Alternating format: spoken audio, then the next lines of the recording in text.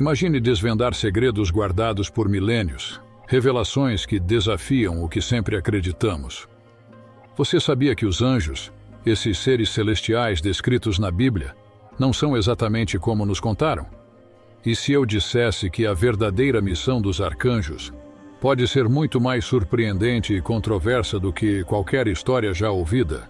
Prepare-se para embarcar numa jornada que promete não apenas iluminar verdades escondidas, mas também oferecer respostas imediatas às questões mais profundas da nossa existência. Fique conosco, e eu garanto que sua percepção sobre o divino nunca mais será a mesma. Seu entendimento sobre fé, poder e o eterno conflito entre bem e mal está prestes a ser revolucionado. Desperte sua curiosidade. A revelação começa agora. A palavra arcanjo origina-se do grego e é composta por arche, que significa comando, e ângelos, que se traduz como mensageiro. Portanto, os arcanjos são aqueles em posições de liderança que comandam outros anjos, enquanto os anjos comuns cuidam de indivíduos. Arcanjos como Gabriel exercem o comando sobre decisões divinas abrangentes destinadas a povos ou comunidades inteiras. Muitos acreditam na existência de 7 arcanjos, conforme mencionado em Apocalipse 8:2, onde se lê: "E vi os 7 anjos que se põem diante de Deus, e foram-lhes dadas 7 trombetas." Os arcanjos são, portanto, os anjos que se colocam diante de Deus. No entanto, apenas 2 são reconhecidos pelo nome na Bíblia cristã: Miguel, que significa "quem é como Deus", e Gabriel, que representa o poder de Deus. A Igreja cristã, especialmente na tradição protestante, da qual extraímos nosso material, enfoca e reconhece apenas os arcanjos nomeados. Essa distinção é crucial, pois alguns textos históricos mencionam outros arcanjos pelo nome, como no livro de Enoque, incluindo Rafael, Uriel, Raguel, Sariel e Remiel. Contudo, a Igreja cristã protestante considerou importante desencorajar interpretações arbitrárias de textos não canônicos que contradizem os ensinamentos das Escrituras Sagradas. Historicamente, até mesmo nas primeiras comunidades cristãs, esforços significativos foram feitos para impedir o surgimento do culto aos anjos e a adoração angelical, visto que carregavam influências de costumes heterodoxos e remontavam a tradições pagãs centradas em mensageiros celestiais e divinos, com o receio de que evoluíssem para uma forma de idolatria. Anjos mencionados na Bíblia Sagrada, mas o que são exatamente? A realidade dos anjos é um componente fundamental da fé. Sua presença inequívoca nas Escrituras serve como prova incontestável dessa crença. Esses seres espirituais foram criados por Deus no início dos tempos para atuarem como seus mensageiros e servos. Desde então, contemplam constantemente a face de Deus e estão sempre prontos para obedecer às suas ordens, atuando como ouvintes dedicados e executores de sua palavra divina. Portanto, são entidades espirituais existindo por Deus, mas também mantêm uma conexão profunda com a humanidade, alinhando a vontade do Todo-Poderoso com suas criações. Os anjos residem em contemplação perpétua a Deus e executam suas diretrizes como seus mensageiros. É particularmente intrigante que, no livro de Jó de 1-6, Deus tenha convocado os anjos para se apresentarem diante dele, e entre eles estava uma figura inesperada: Satanás. Sabemos que Satanás, também conhecido como Lúcifer, é um anjo caído, mas muitos se perguntam como e por que ele tinha acesso ao tribunal divino. Quem são os arcanjos? Desde tempos imemoriais, acreditamos que as legiões angélicas estão estruturadas dentro de um tribunal celestial, onde os anjos possuem diferentes hierarquias e graças concedidas. Dentro dessa hierarquia angelical, os arcanjos ocupam as posições mais elevadas. Embora suas responsabilidades espelhem as dos anjos comuns em certa medida, seus deveres são mais elevados e fundamentais. Eles são encarregados da contemplação perpétua de Deus, oferecendo louvor incessante, protegendo e preservando sua essência enigmática. Seus próprios nomes transmitem seus papéis e essências, pois cada um termina com El, como em Miguel e Gabriel, um símbolo que denota como são os anjos. A Bíblia não oferece uma descrição clara da aparência dos anjos. No entanto, servos de Deus, como Ezequiel, receberam vislumbres do céu e testemunharam 4 seres viventes posicionados ao redor do trono de Deus. Em Ezequiel 1, ele descreveu a aparência deles como semelhante a brasas de fogo, com movimentos rápidos como relâmpagos, asas que soavam como águas correntes e ações coordenadas semelhantes à marcha disciplinada de um exército. Alguns estudiosos dos evangelhos acreditam que esses seres sejam anjos. Como vemos nas Escrituras, os anjos podem às vezes aparecer como humanos, a ponto de não reconhecermos que estamos interagindo com um anjo. Daniel descreveu a aparência do arcanjo Gabriel quando este o visitou. Em Daniel 10:5 lê-se: Levantei os olhos e vi um homem vestido de linho, cujos lombos estavam cingidos com ouro de Ufaz. Seu corpo era como berilo, seu rosto como o aparecimento de relâmpagos, seus olhos como tochas de fogo, seus braços e pés como bronze polido, e o som de suas palavras como o barulho de uma multidão. Em Números 22:23, a jumenta viu o anjo do Senhor parado na estrada com uma espada desembainhada na mão.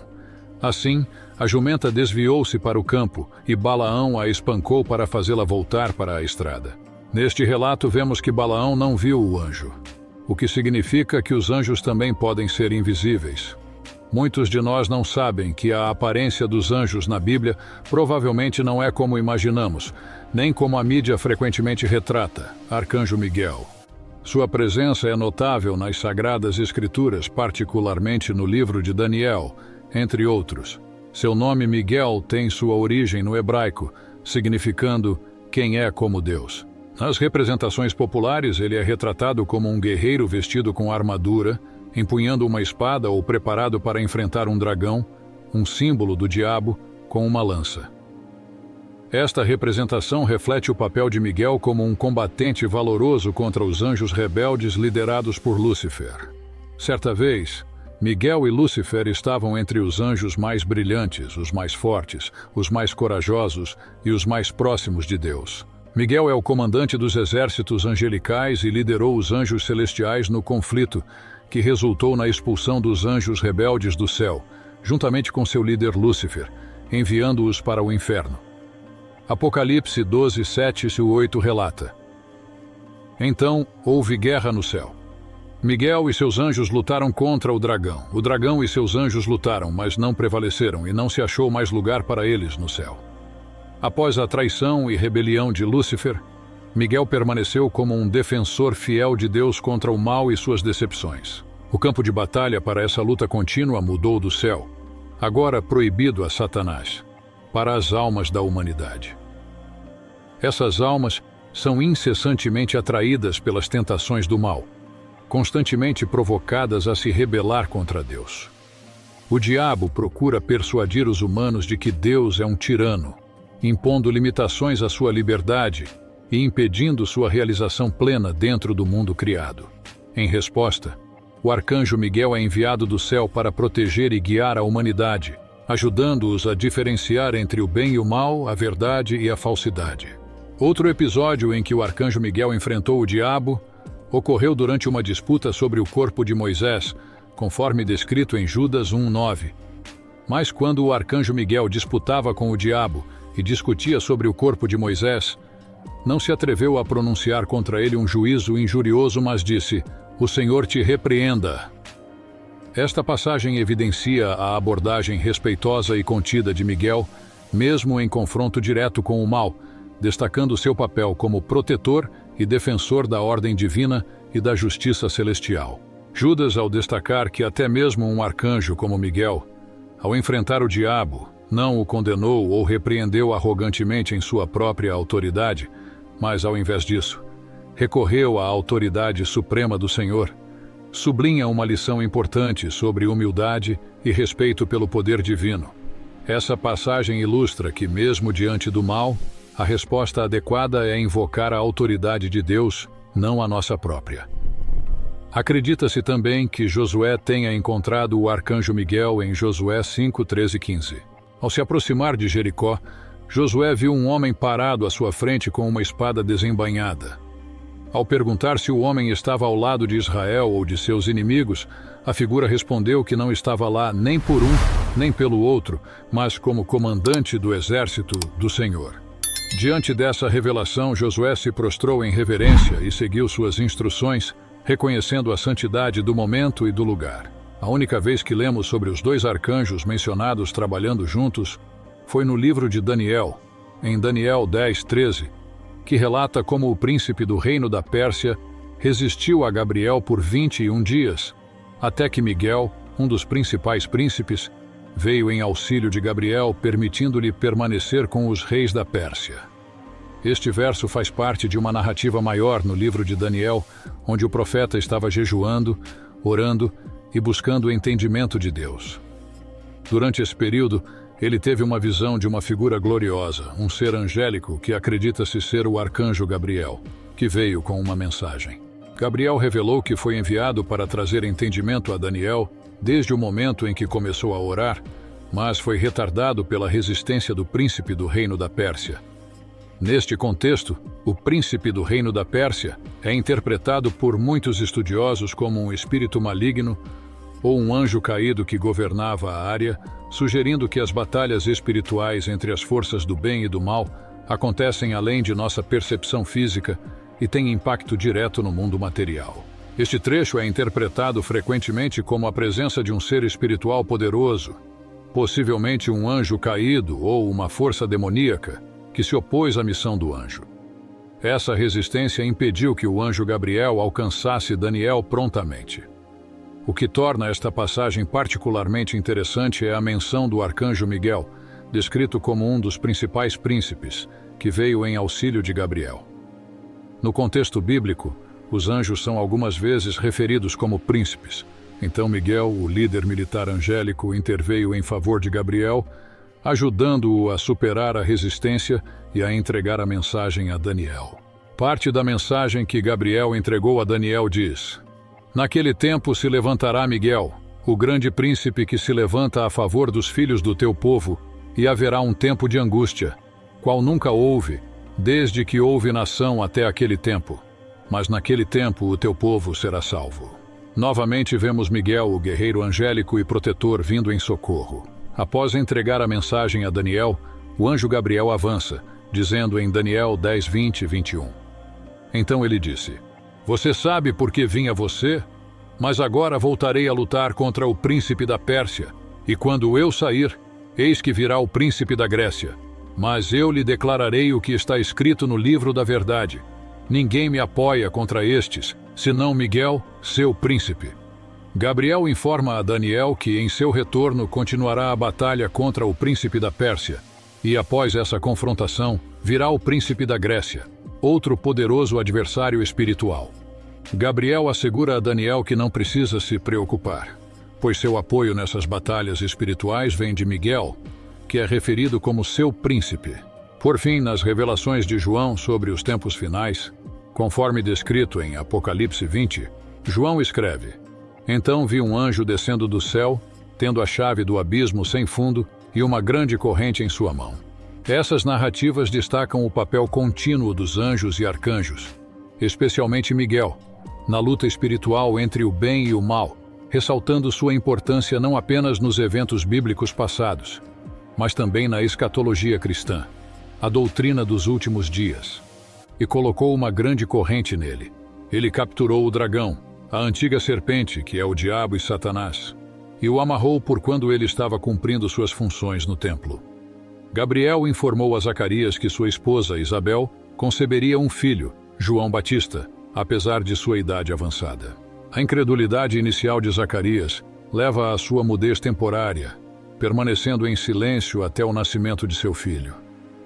Esse evento é significativo, pois anuncia o nascimento de João Batista, que prepara o caminho para o ministério de Jesus. Talvez a aparição mais famosa do arcanjo Gabriel seja na anunciação à Virgem Maria. Neste encontro profundo, Gabriel entrega a mensagem divina de que Maria conceberá um filho, Jesus, pelo Espírito Santo. As palavras do anjo: "O Espírito Santo virá sobre você, e o poder do Altíssimo a cobrirá com sua sombra", significam a concepção milagrosa do Salvador. A aceitação de Maria dessa mensagem é um testemunho de sua fé e de seu papel integral no plano redentor de Deus. Gabriel também apareceu em sonho a José, para dissuadi-lo de repudiar Maria, já que sua gravidez foi resultado da obra do Espírito Santo, e claro, porque ela carregava uma concepção milagrosa que levaria ao nascimento de Jesus. Neste caso, mais do que em qualquer outro, Gabriel firmou-se firmemente como o mensageiro de Deus. É pensado que Gabriel era o jovem descrito por Marcos, que estava sentado no túmulo de Jesus e que também apareceu às mulheres que iam ungir o corpo de Jesus. Marcos disse que o jovem vestido com uma túnica branca disse às mulheres: "Não se assustem, vocês procuram Jesus de Nazaré, que foi crucificado. Ele ressuscitou. Não está aqui. Vejam o lugar onde o haviam colocado." De fato, Daniel menciona no livro de Daniel 8 que o anjo Gabriel tinha aparência humana. Algumas interpretações bíblicas o têm visto como o anjo que tocará a trombeta anunciando o dia do julgamento, conforme o livro de Apocalipse, e também em 1 Tessalonicenses 4,16, que diz: "Pois o próprio Senhor descerá dos céus com um grito de comando, com a voz de arcanjo e com a trombeta de Deus." A descida do Senhor dos céus, acompanhada pelo grito, pela voz do arcanjo e pela trombeta de Deus, e a ressurreição dos mortos em Cristo, destacam o papel proeminente do arcanjo Gabriel na escatologia cristã, conforme descrito em 1 Tessalonicenses 4,16. A presença de Gabriel na Bíblia cristã transcende a função de um mero mensageiro. Ela simboliza a intervenção ativa de Deus nos assuntos humanos. O papel de Gabriel como intérprete divino e portador de boas novas reflete o desejo de Deus de comunicar sua vontade e propósito à humanidade. Suas mensagens vão além de simples anúncios.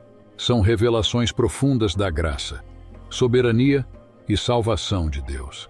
As interações de Gabriel com figuras bíblicas como Daniel e Maria servem como lembrete de que o plano divino de Deus se desdobra através da história humana, frequentemente com a assistência de mensageiros celestiais. A importância de Gabriel reside em sua capacidade de entregar a mensagem de Deus à humanidade de maneira compreensível, auxiliando-nos a ouvir com corações puros e a aceitar a vontade do Todo-Poderoso. Assim como ele fez por Daniel, fornecendo maior visão e entendimento em resposta à sua oração, Gabriel continua a ser uma figura central na fé cristã, simbolizando a comunicação direta entre Deus e seu povo, facilitando nossa compreensão e aceitação dos desígnios divinos. Oremos. Senhor Todo-Poderoso, nos reunimos diante de Ti com corações gratos e espíritos humildes, reconhecendo Tua grandeza e misericórdia infinitas. Agradecemos pela Tua palavra, pelas mensagens trazidas pelos Teus arcanjos Gabriel e Miguel, que nos guiam, protegem e revelam Tua vontade divina. Pedimos, ó Deus, que continues a iluminar nossos caminhos com Tua sabedoria, fortalecendo nossa fé e nos capacitando a enfrentar os desafios da vida com coragem e confiança em Teu amor eterno. Que possamos estar sempre atentos às Tuas mensagens e abertos a seguir Teus ensinamentos, caminhando com retidão e compaixão. Protege-nos, Senhor, de todo mal e tentação. Envolve-nos com Tua presença consoladora e guia-nos para agir de acordo com Tua vontade. Ajuda-nos a ser instrumentos de Tua paz e amor, levando esperança e conforto aos que precisam. Por fim, agradecemos por Tua presença constante em nossas vidas e por nos dar a oportunidade de nos aproximarmos de Ti através da oração. Que nossas palavras e ações sejam sempre um reflexo do Teu amor e bondade. Em nome do Pai, do Filho e do Espírito Santo. Amém.